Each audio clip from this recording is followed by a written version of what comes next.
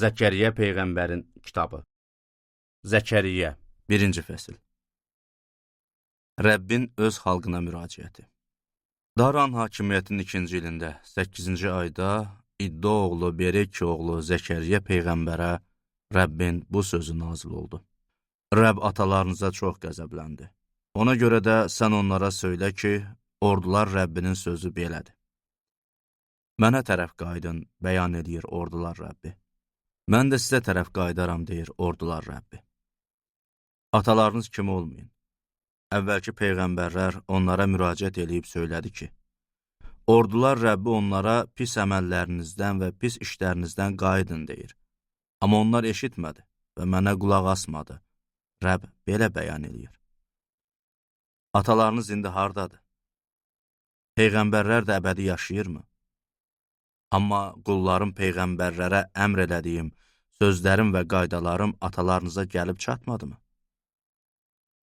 Onlar da tövbə eləyib dedi, ordular Rəbbi əməllərimizə və işlərimizə görə bizə neynəməyi düşündüsə, bizlə də elə rəftar elədi. 1-ci görüntü. Atdılar. Daran hakimiyyətinin 2-ci ilində, 11-ci ay olan Şevat ayının 24-cü günü, İddo oğlu Bereki oğlu Zəkəriyyə Peyğəmbərə Rəbbin bu sözü nazil oldu. Gecə yarısı gördüm ki, qırmızı ata minmiş bir nəfər dərənin dibində Mərsin ağaçları arasında durub. Onun arxasında isə qırmızı, kəhər və ağ atlar var idi. Mən soruşdum, ay ağam, bunlar nədir? Mənlə danışan mələk dedi, bunların nə olduğunu sənə göstərəcəyəm. Mərsin ağacları arasında duran adam cavab verdi. Bunları dünyanı dolaşmaq üçün Rəbb göndərib. Onlar Mərsin ağacları arasında duran Rəbbin mələyinə cavab verdi.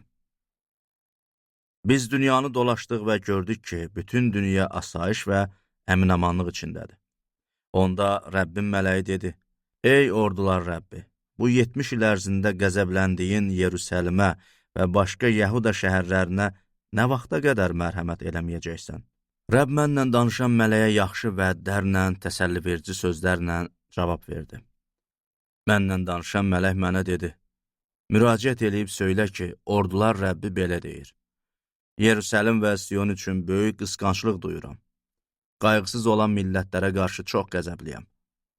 Çünki mən hələ az qəzəbləndiyim zaman onlar öz pis əməllərini daha da artırdı. Buna görə də Rəbb belə deyir.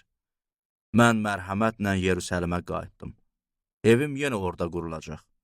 Yerusəlimin üzərinə ölçü ipi çəkiləcək. Bəyan edir ordular Rəbbi. Sən bir daha müraciət edib söylə ki, ordular Rəbbi belə deyir. Şəhərlərim yenə bolluqla dolub daşacaq. Rəbb Siyona yenə təsəlli verəcək. Yenə Yerusəlimi seçəcək. 2-ci görüntü. 4 buynuz və 4 usta. Sonra başımı qaldırıb baxdım və 4 buynuz gördüm.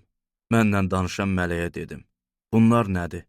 O mənə dedi, bunlar Yəhudanı, İsraili və Yerusəlimi dağıtmış buynuzlardır. Onda Rəbb mənə 4 usta göstərdi. Mən, bunlar neynəməyə gəlir, deyə soruşdum. O dedi, bu buynuzlar Yəhudanı elə dağıtdı ki, heç kəs başını qaldıra bilmədi. Bu ustalar da Yəhuda ölkəsini dağıtmaq üçün buynuz qaldıran millətləri dəhşətə gətirib buynuzlarını yerə çalmağa gəldi.